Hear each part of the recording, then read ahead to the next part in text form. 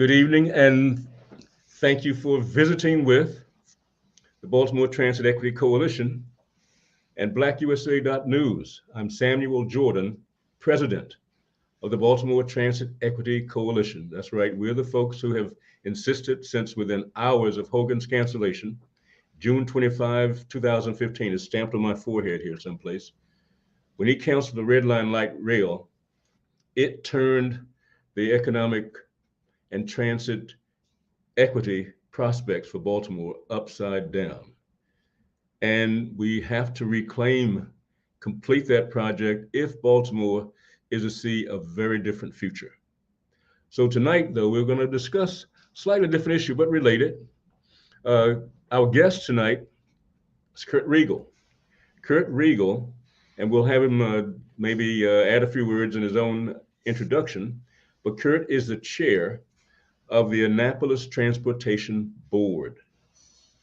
He's our guest this week because he's been at the forefront of an issue that is, you might say, percolating in Anne Arundel County, in Annapolis City.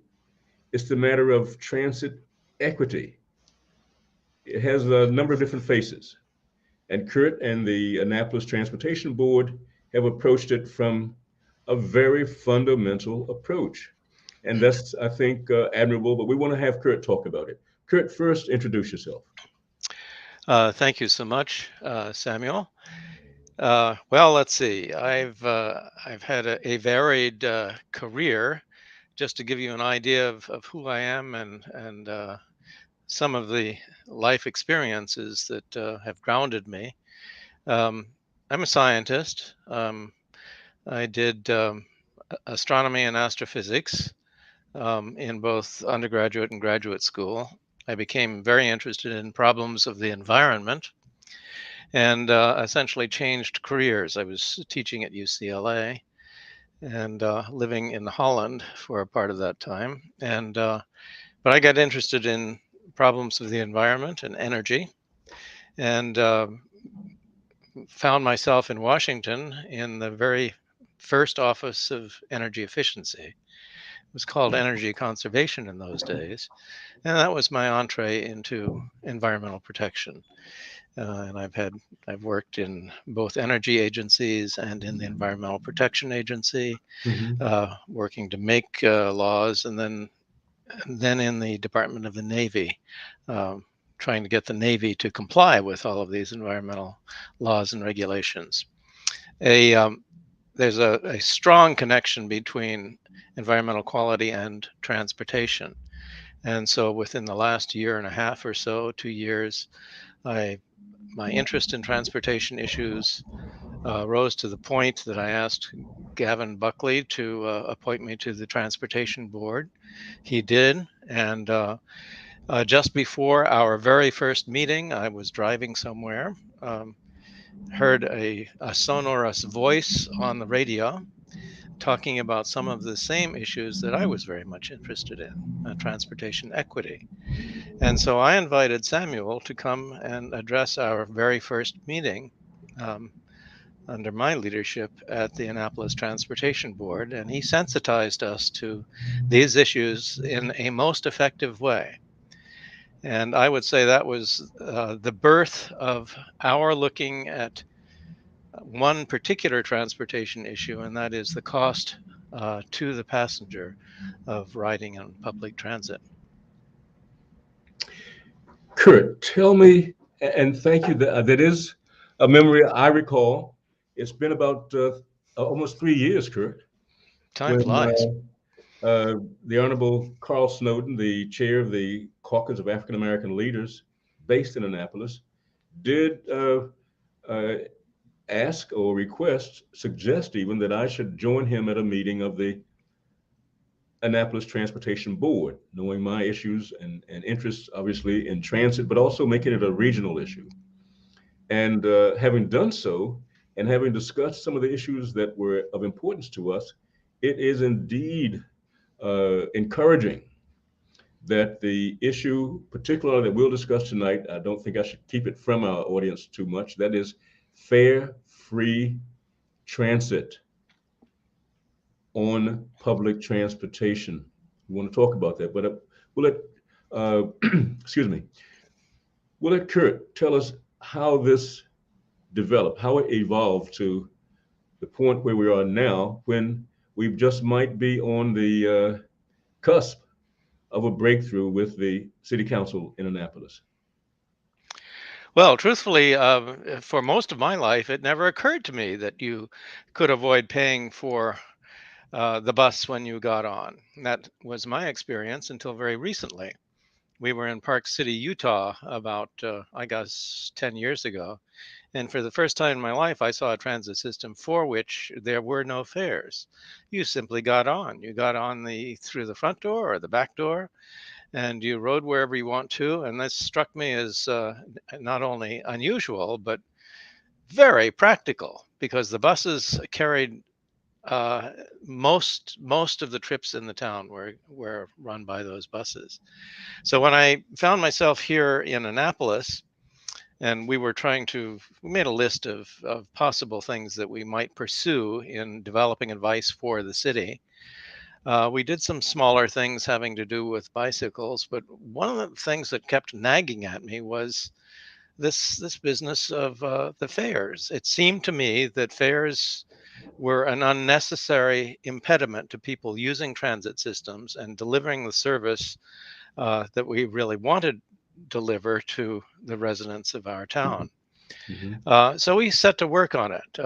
A subcommittee of 3 of us on the transportation board spent nearly a year looking at it, dissecting the city budget, trying to evaluate the costs, not only the costs, but where they came from. And it was illuminating. We found that a tiny portion of the total cost of the system was being paid for by fares collected. So that we were introducing what is more and more regarded as an unnecessary impediment to using the transit system by simply collecting fares. Now, fares present a barrier to using a bus just because they cost money, and some of us don't have as much of that as we would like. But there are other costs too. So much time is being spent transacting the fare with the bus driver, finding out how you purchase tickets to get on the bus, sometimes traveling to inconvenient places in order to get those fare passes and tickets.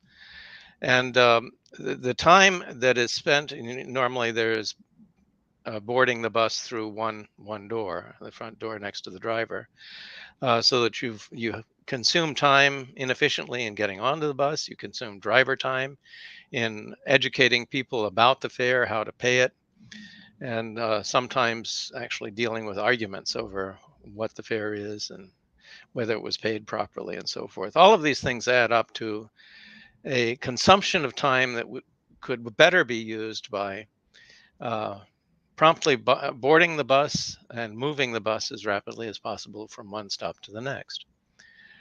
So that's how this got started, and one of the greatest discoveries for us was just figuring out how much of the total cost was paid for by fares. It is tiny, and so we were left with the question: why collect it at all if it contributes so little and presents so large a barrier? You know, friends, let's sort of deconstruct just a few points, a few issues. For example, this last point that Kurt is making, in fact, is true all over the place, all over the nation. The actual contribution that fares paid at the fare box, the actual contribution that fares represent of the total operating cost for the system is often de minimis. In the case in Annapolis City, what we're seeing is a range perhaps from about 14%, 8 to 11%. Kurt, you would have some more precise numbers, but that's sort of the range that we're looking at. And when you put that against the total cost of operations of the Annapolis transit system, that's $389,000 for total operations and about $89,000 collected at the fare box. In other words, the city could I'm suggesting that the city could defray those costs of the fares collected at the fare box and operate the system free of charge. Some places it's called zero fares.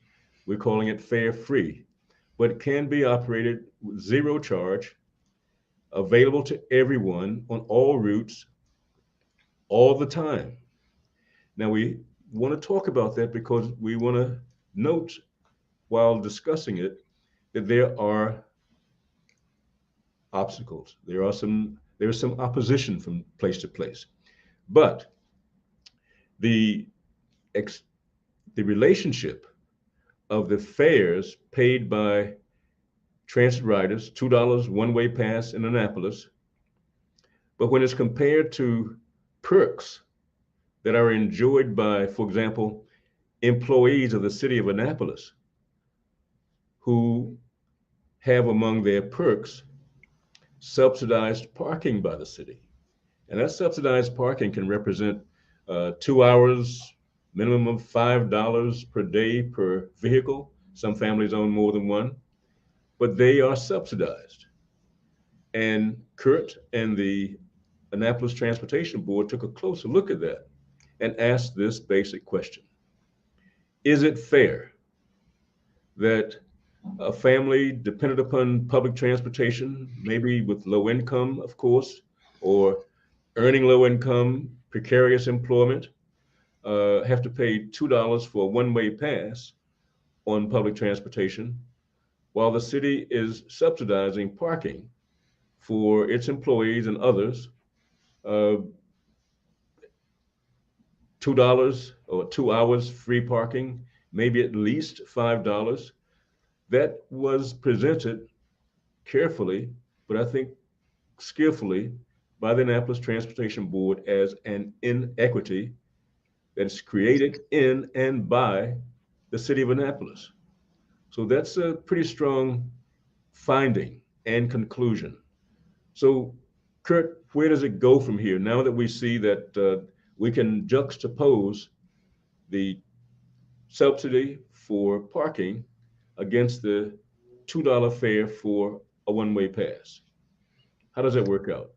Is there opposition to it? Is that an issue of Yes. fairness? Yeah, let me do that. And if you don't mind, I'll just recap a little of this before we get into it to emphasize with numbers that are a little more accurate points that you have made. If we could bring up the slide, I would like to point out a couple of things. Certainly. On this pie chart, which represents all of the revenue which comes to the Annapolis Department of Transportation, most of which is expended for transit operations, and you can see it comes from many sources. The point that I really want to stress is that that portion which comes from fares is this tiny little blue slice. Everything else comes from grants, contracts, transfers, and from the federal government, from the state government, from the Annapolis City General Fund. And so the portion of all of the money which goes into the system and goes out for it to pay for its operating costs is really, well, this number says 6%. There are some corrections that we have to make that could bring it up to about 8% or so. As we define it. And we define fares as those monies which are collected from individuals as they get on the bus. There are some institutional purchasers of fares, but we do not count that because we intend to ask those institutions to continue paying their contribution to the operation of the transit system and relieve only individuals of their obligation to purchase fares. So that's the picture, the one that we find so compelling, that this pie slice is so tiny compared to everything else. It contributes very little and yet presents a large barrier to people who want to use the bus, not only in terms of cost, but also in terms of inconvenience and in terms of slowing the bus. Mhm. Okay, that's all I need there. So I will stop sharing if that's all right. That's Now, fine. uh, Samuel, you asked where we go from here. Um, the situation at the moment is that we have made a clear recommendation that fare free transit be adopted as the operating model by the city of Annapolis. Um, and one of the strong reasons is this equity reason. Um, we have discovered that not only are city employees uh, given free parking, um, every citizen in Annapolis who owns a car gets 2 hours of free parking a day. In fact, it can be more than that for technical reasons that I won't go into that. But every car owner in Annapolis gets $5 a day, no questions asked, to park an expensive automobile in expensive infrastructure. So the city has already made a policy decision that we will subsidize those people who are affluent enough to drive cars to get around, but people who depend on public transit, no, they're going to pay. And we find that inequitable and are making a recommendation that the city relook at those priorities and find a way, some way, of abolishing the individual fares that people have to pay to get on the bus. We've made our recommendation. As you might imagine, as is always the case in government, there is resistance. Part of that resistance is born simply of tradition. That's the way we've always done it. Part of it is institutional. In the transit department sees a source of revenue in jeopardy and is uncertain that it will be filled in from other sources. I can understand that. But to the extent that the operator of the transit department is concerned about preserving the source of revenue which comes from fares, I think the city should step up to the plate and say, we will cover that.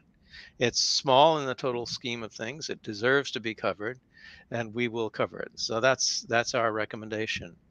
We have been talking individually and as a group to every member of the city council, to their committees like the Transportation Committee, the Finance Committee, working groups of the City Council, and intend to be talking, will be talking to the mayor within the next week or so to try to persuade them all that this is something that is deserving of their support.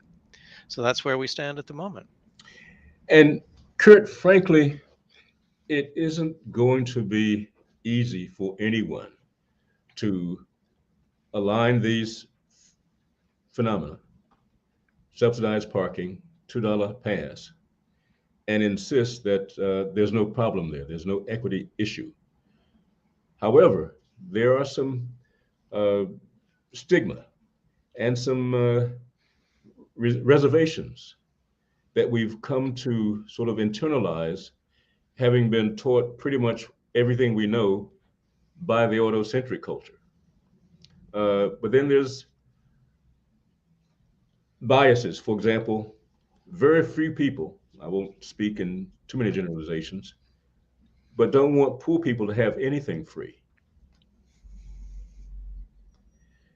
Very few people, and that might be an overstatement, could be an understatement, but don't frame their own privileges, their own favors in a way that suggests there is a possible problem when compared to the well being, the quality of life, and the difficulties in participating in the society as others. So, the point we're making is that the full use of the workforce is also at stake.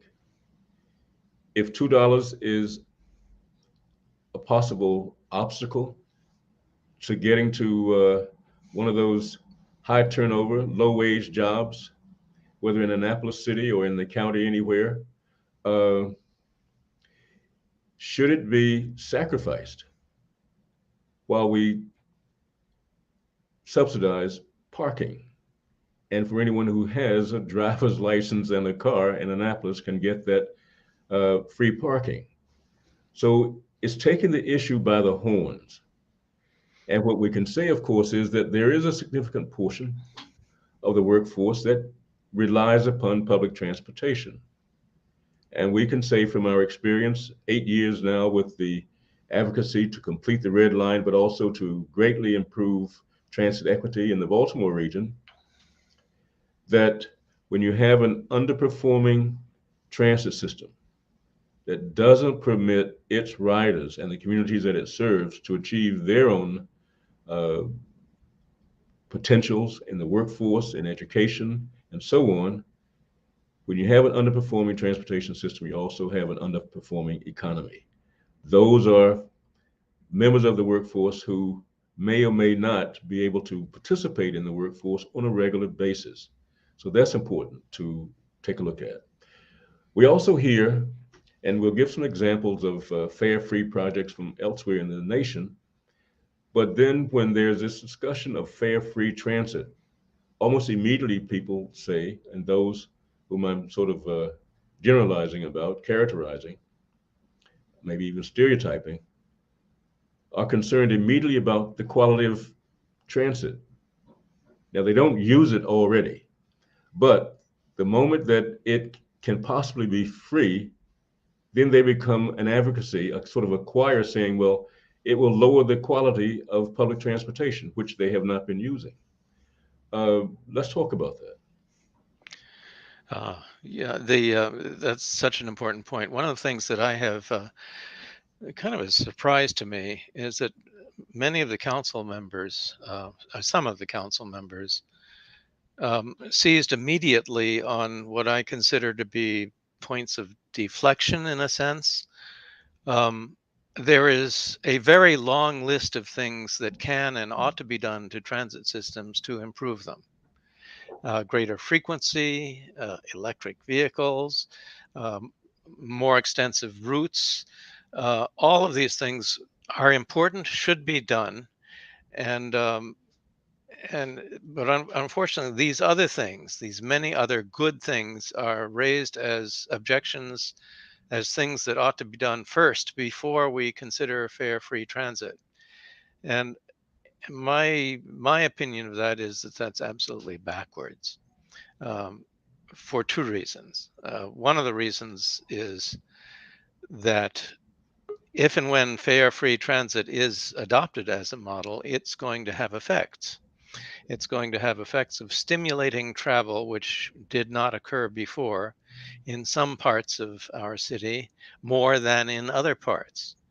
And so redesigning, re-optimizing a transit system is something that ought to happen after your conversion to fare free, um, not before.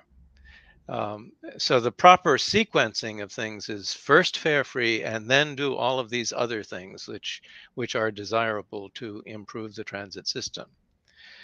The other objection that I have to it is that fare free is something that the city could literally adopt tomorrow with zero investment in capital equipment, with zero additional study. It is something that is a switch that could be turned on immediately, requiring no capital investment, no long-term planning. Furthermore, it is an option which fits perfectly into what people so often talk about, the desirability of government to experiment with novel approaches from time to time, accepting those that work and rejecting those that do not. This is a very low cost change that could be adopted as an experiment, run for a year, evaluated, and then either extended into the future or dropped at very small cost. Other things like changing the vehicle fleet, changing the routes, and so forth take years to plan, years to implement, and are very expensive and are very hard to reverse if you find you've made a mistake. What we would then suggest, Kurt, and I want to share with the audience a role, not a major role, but necessarily a supportive and a role that we've actually considered and have been trying to make elsewhere in the nation. That is, while the president of the Baltimore Transit Equity Coalition, I'm also the chair of the Transit Crisis Committee of the Caucus of African American Leaders based in Annapolis. And our Transit Crisis Committee did indeed, in fact, just recently, in this past week, recommend that the caucus endorse fare free transit in Annapolis and transfer that resolution, that approval and endorsement to the Annapolis City Council for its consideration and passage. Now, it will take some work, of course.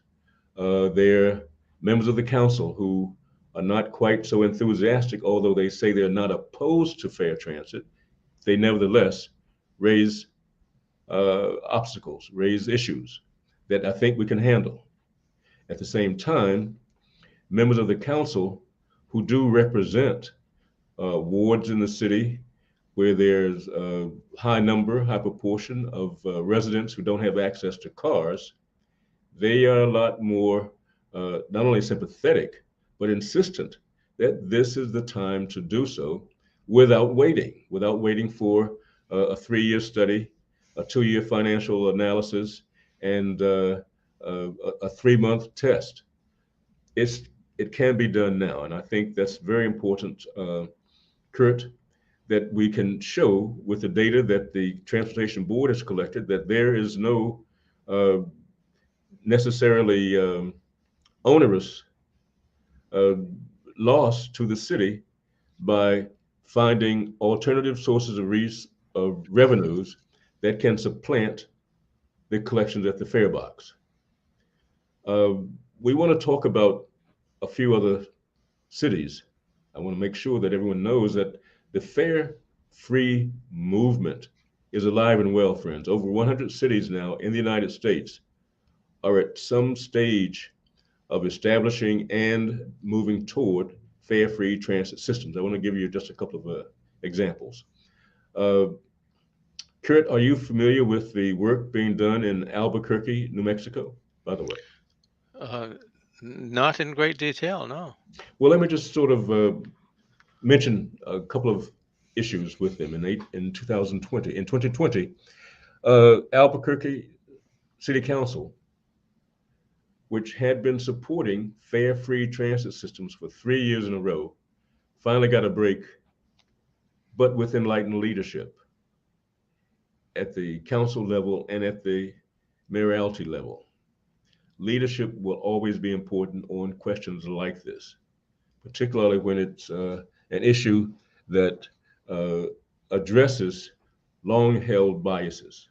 And that one of those biases is poor people should get nothing free, and public transportation should not be free to its riders, no matter how much it might cost the city for uh, the operations of the system.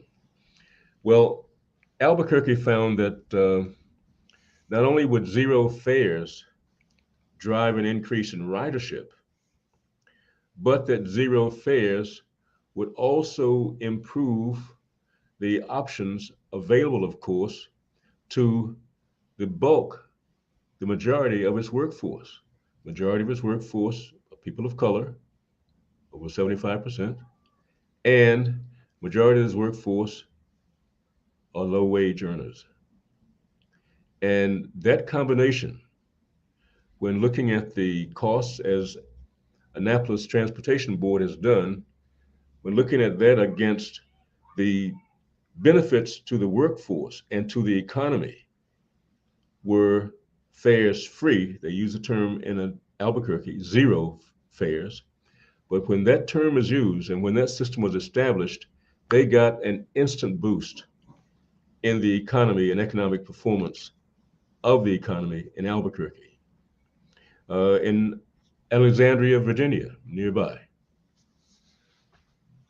Alexandria established a fare free transit system in September this past year, September 2021. Now, while 25% increase in ridership is anticipated in Annapolis, Alexandria, Virginia, has already experienced a 27% increase in ridership since September. It's already paying off because it pays off in so many ways.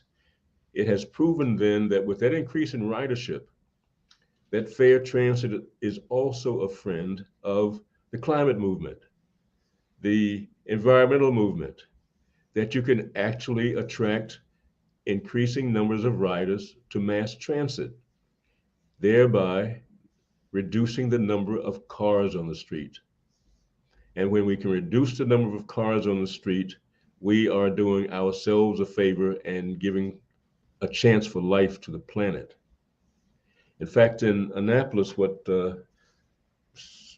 statistics suggest is that with fare free, about 725 tons of carbon dioxide emitted by the transportation sector will not be emitted in Annapolis. That spells improved public health. That spells uh, clean air. That spells a reduction in diseases that are associated with poor air quality. So we've got these examples. Now, there are other details, of course, in those two examples alone, Albuquerque and Alexandria, what they had to do, what they had to go through, but they always were able to make the case for the logic of fare-free transit, and it has served them well. Um, there's another example I want to give without taking too much time in describing it because it's not yet a successful full fare-free system in San Francisco.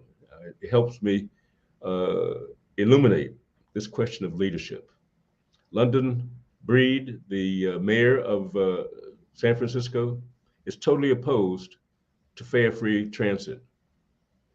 It took a tremendous fight, Hellenic almost, to persuade the mayor to at least support fare-free for students under the age of 25. They did achieve that, uh, dragging the mayor, kicking and screaming to support at least fare-free transit for students. But that's the beginning, because the issue itself is very popular with the electorate of San Francisco, not that popular with the mayor and the mayor's appointees, like on the transportation board. So there's a fight that will continue, and there can be no doubt that it will soon succeed.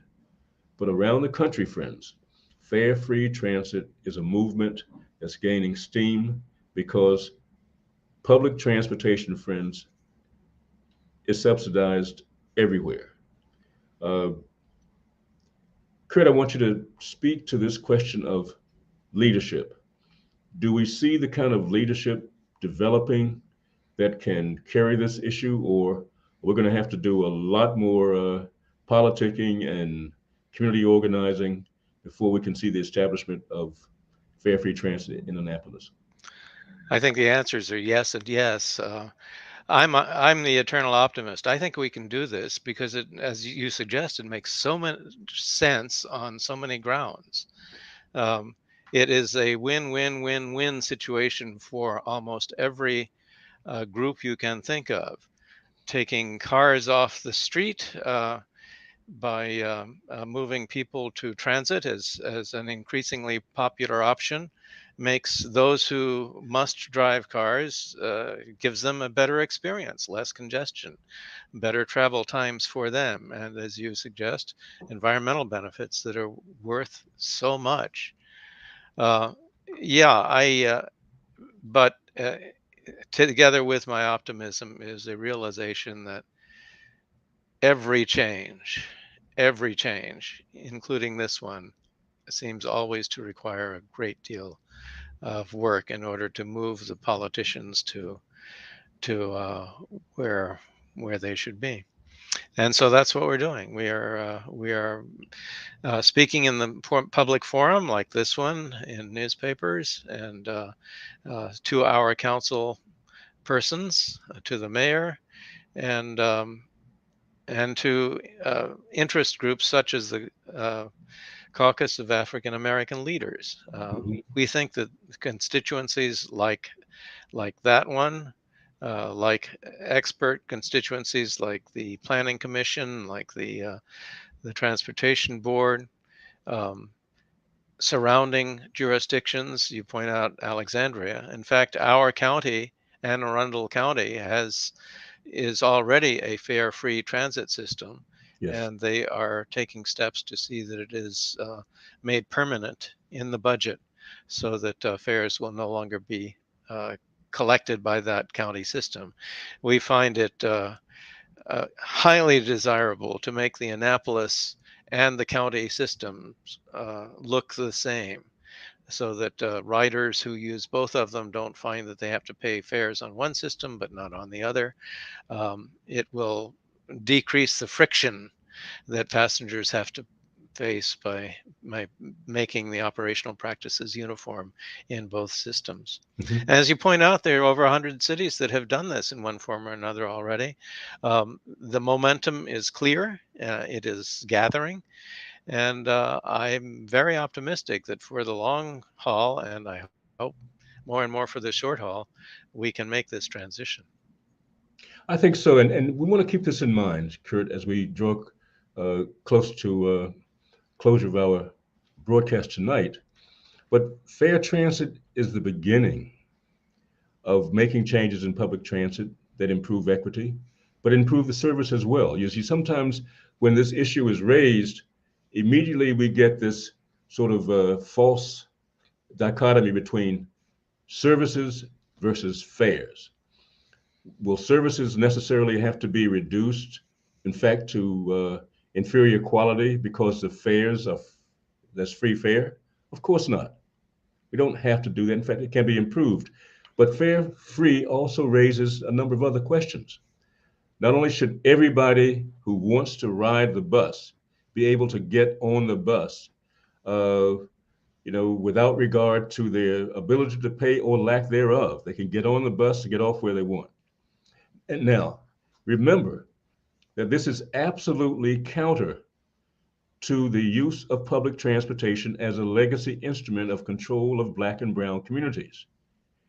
Put it simply, let's go back for a moment. It's horrific to the period of enslavement. Does any enslaver, who calls people her property, do they want to have their property able to ride anywhere they want, whenever they feel like it, go any place they want, whenever they feel like it? Of course not. Public transportation has structural racist features that remain with us and must be challenged. But when we do have fare free, here's what happens. The communities begin to look at routes. Can there be better routes? Do we need more routes to serve more communities that are underserved now? Uh, can we develop a kind of scheme that Alexandria developed? They noted before the fare free system was established about their figures show that about 29% of communities of color, that is, of residents in communities of color, were within walking distance of frequent service in transit. When they established the fare free system, they immediately took a look at that and began to adjust the routes. You don't have to wait for a 3-year study.